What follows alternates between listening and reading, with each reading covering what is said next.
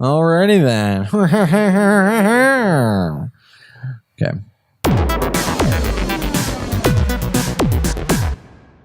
Hello and welcome to the Inner Gamer On. My name is Brett Noski. I'm Austin Morales. Hello, Austin. How are you? Hey, I'm doing good. It's been another good week. You know what I mean? Playing games, Pretty talking good. about games. Pretty good. Yeah. Living the dream. I don't play games. I don't know what you're talking about. I've been living the dream. you Not go. so much Brett. So today our discussion topic is going to be on the future of video game streaming. And no, we're not talking about Twitch. We're talking about the actual act of logging into a system and streaming a game versus downloading it and playing it from your hard drive. So you may be most familiar with this with the PlayStation Now system on Sony, which is a streaming platform. Unless you're Austin, then you don't remember it. But that's okay. It doesn't even exist. I know. Yeah, it doesn't really. I mean, nobody really uses it or knows it's there because the library is small. But anyway, so this year at E3, there was a lot of talk about streaming. Xbox kind of pushed a big kind of hint at the fact that they're going to be getting into this more and more. So they showed people playing different devices of all shapes and sizes and saying that no matter where you go, your Xbox games library will be available there to stream regardless of the system that you have it running on. So we want to dive into this. So what looking at what the future of streaming is going to be, you know, talking about what do we mean by video game streaming, what the players are in the space, and then whether we think it's the right evolution and what does it need to succeed. So starting out, what do we mean by video game streaming? Kind of explain that a little bit. So obviously video game streaming is that you are using a device, whether it be a mobile phone, it'd be your full console at home, what have you. No matter what the hardware specifications are inside that device, you can stream a game at full HD quality, assuming you have good internet. So internet is a big key factor in this. And yeah, you just got to have good internet, and then you can like stream like a freaking Gears 5 that is like 1080p on a little smartphone and all that stuff. So that's exciting, right? You know? No, I dig it. Like that would be amazing. I mean, that is like one of the stipulations. Yeah, exactly. But we won't talk about that just yet. Let's dive into. It's gonna kill off Xbox One and Xbox One X. It's gonna be like you just get an Xbox and it just works. Right. Yeah. But yeah, let's talk about the players in the space. So obviously Xbox is there. So Xbox is working pretty heavily, it seems like, on this with their devices because they've been building this ecosystem, right? So they have their Xbox One X, their Xbox One S. They have PC platforms that also run Xbox Store. They're working on they have probably some relationships. I'm sure they're working on some relationships with NVIDIA Shield and other smaller devices and things of that nature. Then we have PlayStation, who's been in this game for a little bit with PlayStation Now. So it's their streaming service. I think it's like $10 a month, and you can download. You don't download. You stream games through their platform. And I think the PlayStation TV device that they brought out allows you to stream games from that as well. But PlayStation TV really didn't get popular at all. Are you familiar with that? PlayStation TV box? Not so much. Okay. So basically it's a device. It's like this big, thereabouts. Actually the size of your little hard drive here. You plug it into the TV and it allows you to play your PlayStation 4 anywhere in the house.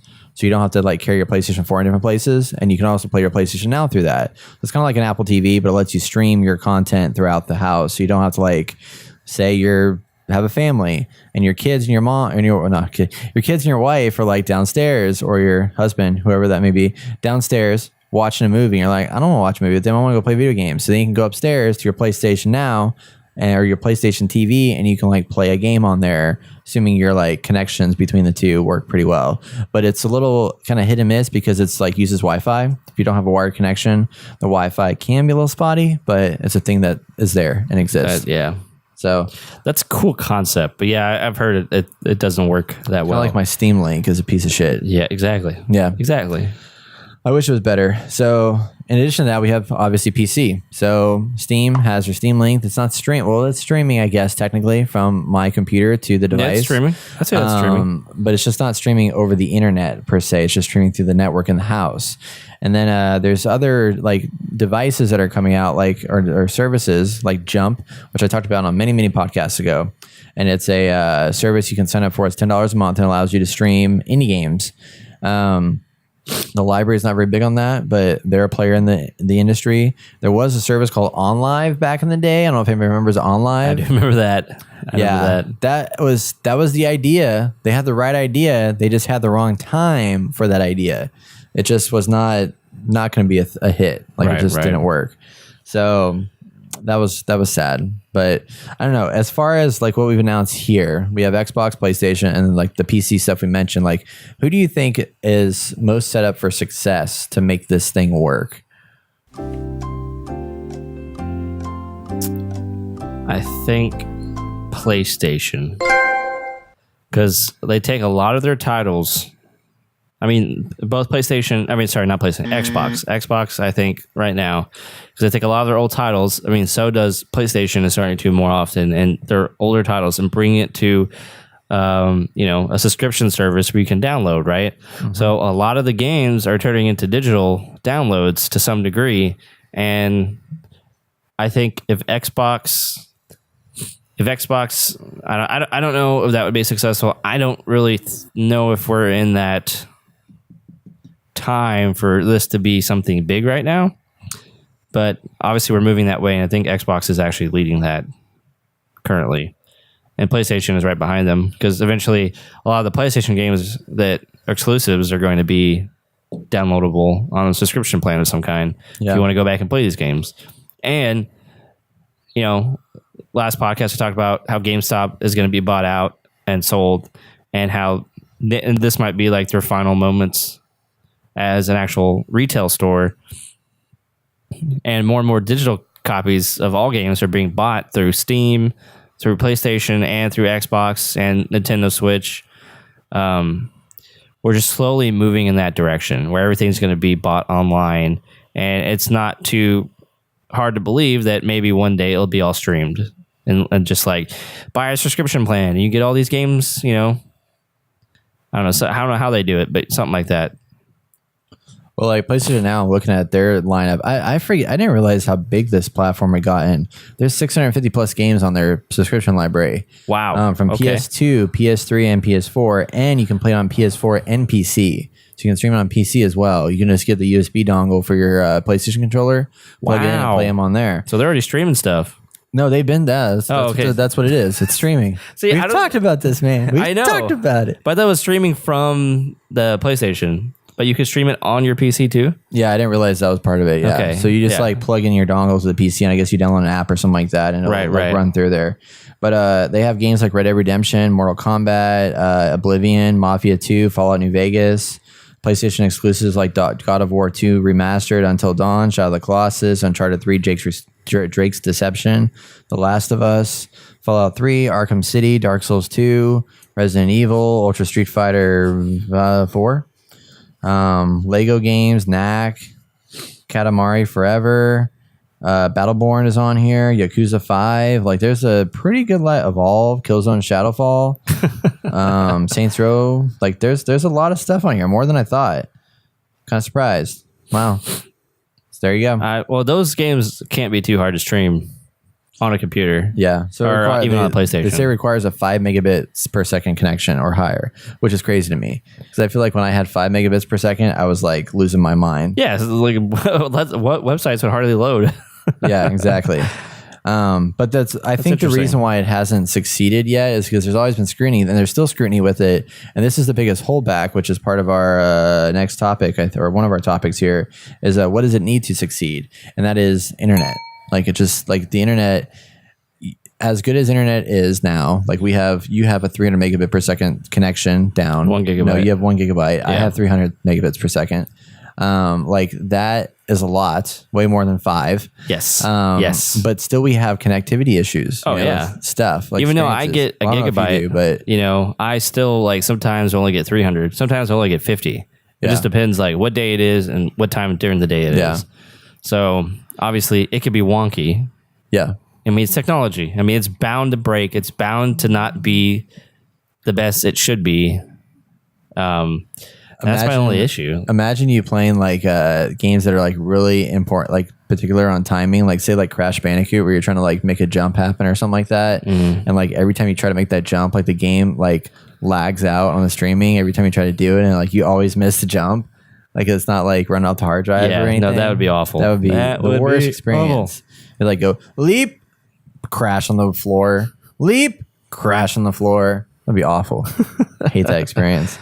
So I actually have like kind of a prediction, but that's something I think that would work. I'm really big into Sony TVs. I just think they look really awesome. They do. And yeah, people can argue that LG and was it on Samsung or Sharp or whatever? Like they No, actually not look pretty Sharp. good. Fuck that shit. Oh, okay. Oh, my bad. Anyway, I mean, I think there's a debate there, but I feel like Sony TVs actually look like they're made coming from a filming background. They're actually made to like give that filmic look to a lot of movies. As like a reference monitor in a way. Anyway, I think it'd be cool if TVs are already starting to have like computers built in, like more so, like they're getting more advanced every day. It'd be nice if we got to a point where internet connectivity was pretty solid, and you could almost like you didn't need a PlayStation. Just get a Sony TV with PlayStation built in, and it automatically streams your games to the TV. And all you need is to buy like a controller, and then like if you wanted to, there's like attachments you can get, kind of like they already do for laptops. You can get like an external mount thing. I don't know what the exact term for it, like a external chassis to put a graphics card in to help ramp up your graphics to make it look better. So you buy a little like mini PlayStation that's just like a graphics card to some degree, and you stick that on your PlayStation TV if you want, something a little better. You might not even have to do that. I mean, at the rate that TVs are going and how much like stuff they're able to cram into it, like you could probably get away with not having to worry about that. Or if the streaming gets really good, then yeah, you just power up the streaming device that it's pulling from and straight to the TV. That'll give you what you need. All you do is have as a controller. Boom. That would be interesting. Like you're ready if to you go to your friend's house that also has PlayStation TV, then you just go over there, bring your controller, and be like, all right, let's hook up and set up. Yeah. Even easier than a Switch. Yeah. I mean, you have a small enough TV, you just bring your TV or whatever, something easy to carry around. Well, I mean, like if they have a PlayStation TV, you just bring your controller and plug it in. Just log in your account. Say, here's our games. Yeah. Well, I mean, if you want to do co-op on two screens, but obviously if you could do co-op on a screen, that'd be great. Yeah. Like 4-player split screen or something like that. Yeah. I think with PlayStation now, what they need to do with their library, they need to get newer games on it because like they don't have anything that's fresh and new to the platform. Like it's always like games that have been out for a couple of years. So it's like the price point of it is $19.99 a month. Or you can pay $39.99 for 3 months. It's a little bit cheaper. And that's on top of the subscription plan for the internet or their internet service? Not internet service. Your PlayStation Plus? Yeah. Yes. Or you can pay $99.99, $100 for 12 months. So that's like $8 a month. So that's not too bad. That's not bad. But then like the Xbox Game Pass is awesome in the fact that it's not streaming, but it downloads content and everything. If that gets streaming, that could be cool because that's coming out with now all their new games that they release. Now, granted, they only have a little over 100 titles in their library, whereas this one has 650. Like their every new game that comes out, Sea of Thieves, Crackdown 3, whenever that eventually comes out, Halo Infinite, all those games are going to come out day one on Xbox Game Pass. I think PlayStation should look into that, and that should be like a feature. Like the day The Last of Us 2 comes out, if you have freaking PlayStation Now, you can play it right then and there. Death Stranding, bam, you can play it right then and there. That'd be sweet. Yeah, it's not a bad price point. So No. Oh, no. might be worth looking into. So, question though. So we have this internet stuff. Like, do you think this is the right evolution for games? Like do you foresee if you like let's paint a picture for a second. So if this goes down the line that's going, we're going to get to the point to where we're never going to go to a retail store to buy a game again. You're not going to have a game section of Target. You're not going to have a GameStop. You will. I mean, you got to buy the console. Yeah, but you can just buy that online at that point. That's true. Yeah. Just ship straight to your house. Like you look at like when you go to the movie section of Target, like you don't buy a player there, you just like it's just all built in at that point. Yeah, true, it's like, true. No, you don't really need that. You buy the TV, which will have it part of it, I guess. I don't know. But you won't have like a game section that's like here's like 2 rows of like stuff that you can pick from. It's gonna kind of more or less go away. So you won't have the window shopping anymore. But what you will have is the ability to connect to a library, not have to buy $60 games any longer. I'm sure this is going to make even more of an argument for live service games to be a thing, because they're going to make less money, I feel like, off of offering streaming. than they would by selling all these retail copies. So I don't know where they're going to go with that, but like I hate for story-based games to disappear. Yeah. Because of the fact that they can't have any residual off of that. Because if they only make like $3 or $4 off of a person playing a game, that would suck. Oh yeah, no, for sure. So I don't know how they work that out. I mean, how do Netflix? How do they deal with all that with getting their content? Obviously, those a lot of content Netflix creators are is getting lots of licensed, money. yeah, Right. So they they're pay paying them some to money. have basically they rent the content for their platform. But that's also why Netflix is starting to make all their own content, Right. Because they make the content, they own the rights to it. So technically, PlayStation should be killing it with its own content. Yeah, But then yeah. obviously it takes years to create this. I mean, so do TV shows and movies, but I feel like those are more streamlined at this point. Games are definitely a longer process, I think. For Yeah. sure. Oh yeah. So yeah. and then yeah, I don't know. That's a tough thing. Like I think it's going the right direction, but I'm afraid for them to like I think we're going to see something like with iTunes right now. But the problem is they're going to have to figure out how to like make that work better, because I don't think iTunes has solved this problem. I don't think Google Play has solved this problem. But what they have is a hybrid library. So like if you're on an Apple Music user, you log in, you have a separate app for iTunes where you can buy albums still. Just a single album, buy it, download it. But it doesn't like, you can't search for that through Apple Music. If you're in Apple Music, the only albums you can find are the albums that are available for streaming only. And then, but you can still go out and buy an album if you want to own that piece of content. But like even Google Play is the same way. It's separate. It's segregated. So you have the Google Play Store, which is where you buy the content. And then you have the Google Play Music app, which is where you stream the stuff. So like everything's segregated. And I'm afraid that this is what that's going to do too, is that right now you have an online games library where you can buy games willy-nilly, but you're going to have a separate platform. I'm hoping they figure out a way to integrate it so that when you're on a games page, like you say, I want to play Gears 5. You pull up Gears 5 and it's like buy, stream. You have two options. Pick which one you want to do. If you stream it, like you have to understand that there's a few limitations with that. One, this content could go away at some point. Two, it may not be the best quality. And three, you have to have an internet connection. If you buy it, you can play it offline, get rid of that online only bullshit. Like you can play it offline and you get full quality graphics, saved on your hard drive, blah, blah, blah. Like that could be an option for them to go with. I dig that. Yeah. I dig that. I see that being a thing. But they're gonna have to figure that out because Xbox isn't good for UI.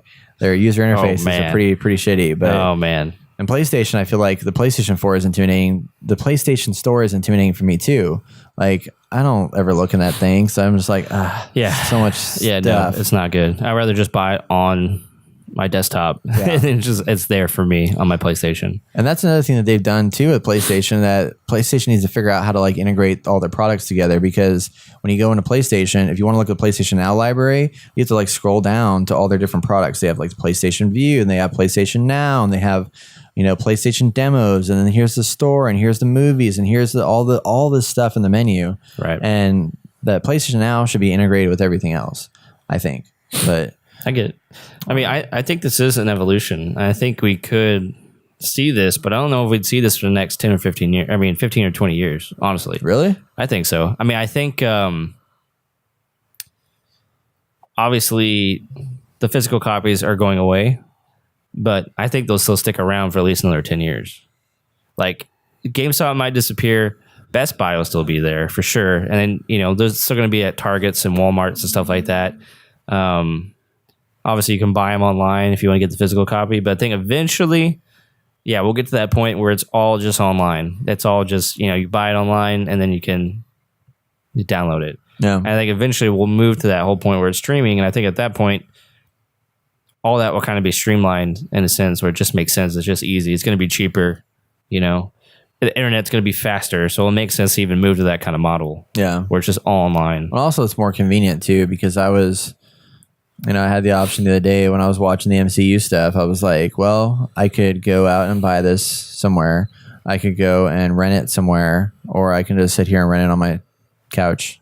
So I did that. It cost me $3.99 instead of like 99 cents at like Redbox or whatever, but that was easier because I didn't have to go anywhere. Right. And that the whole streaming model could be cheaper. Instead of just pay $10 and you can play it once, but you can't play it again. You have to buy the full copy Yeah. to replay it. Yeah. Or like play multiplayer for 2 weeks, and if you want to play longer, you have to buy the full copy. I like It's the like a cheaper limited access idea, like with Game Pass, if that's the way it does work, where you have for the first 3 months, Sea of Thieves is available for free on Game Pass, but then after that, like if you really like the game, you get it for a discounted price, 20% off, and you can just buy it and be able to play it forever. So you might even have cheaper services, so like $5 subscription plan, or you get unlimited play by paying $25 a month or something like that. Yeah. Yeah. Where it makes sense. Because I think everything's going that way, obviously. Yeah. I think I disagree with the 15-20 year timeline. I'm thinking more like 5 to 10 years. I think it's gonna be a lot shorter, that we're gonna see I don't see us go sort of I think with right now sort of. you still have like our generation, for example, you still walk into a Target and you see DVDs, Blu-rays on the shelves, but people don't really buy those. Our generation doesn't buy those. They're for the older generation. They still like doing the retail stuff. I think we're going to see that where it's kind of become an afterthought, in the corner. So you'll have 2 rows that are dedicated, here's all the movies we have here. Here's all the games we have here. But it's very small little segment. Right. And I think everybody's going to start buying online. There's just so much going online that I think with the gamers, especially being a younger generation, I think we're going to see that die off faster than DVDs and movies did. The DVDs and movies is done by everybody, but gaming is still for a younger. You have gamers that are 40, 50 years old and stuff like that, but even them, they're probably all about buying stuff online. Oh yeah, for sure. Because Steam especially has made that so easy and simple to make it Steam sale a thing. Yeah, happening right now. Yeah, till July 5th. So jump on that. I'm curious to see what happens. It definitely could be shorter. I'm just trying to think. A lot of people thought we'd be all online at this point, and we're not. Right. Just for some reason, physical copies just are sticking around right now. Yeah. And I don't understand why. You're keeping it alive. I am. I'm keeping it alive. I do support physical copies. We buy physical copies because you can sell them back, and it's really nice. Exactly. To get some money back. Thank you, GameStop. Yeah, even though for better or worse, they might be going away at some point. Yeah, but who knows? Awesome. So, we definitely see streaming as a future to this world, but a matter of when it's coming, we're not quite sure yet. Austin thinks 10, 15 maybe. I'm thinking more 5 to 10. Let us know what you think it's going to be. Are we going to see it next year, 2 years from now, 3 years from now? Do you guys have a PlayStation Now subscription, and do you like it or not? Do you have an Xbox Game Pass and you want that to be streaming? Let us know in the comments. So yeah, that's going to wrap up our discussion topic this week. If there's a topic that you want to hear us talk about, please email us at hello@theinnergamer.net. Don't forget to check out our video clips of this segment every Thursday at youtube.com/innergamer. Also, if you donate $3 or more a month, you can get to patreon.com/innergamer. You can get the full video of this discussion every week early than everybody else. So what was that, Brett? Patreon.com/theinnergamer. Patreon.com/innergamer. I'll go there. It sounds like a really cool website to go to. Right? I feel like you can almost beatbox that. Kind of rings off the tongue. Yeah, Patreon. That was terrible. I'm sorry. I didn't think you'd actually go there, but I should have known. Terrible. I should have known. Terrible. All right. Anyway, thank you all for watching and or listening, and we'll talk to you next time. Head on over to theinnergamer.net for our full podcast episode for our weekly game impressions and top headlines of the week. That's one of me doing an interview. Here's one of all of us. We'll mix some cool things. Brett's also right here. Like this video, subscribe, keep up with all the latest video game news and opinions that you care about right here on The Inner Gamer.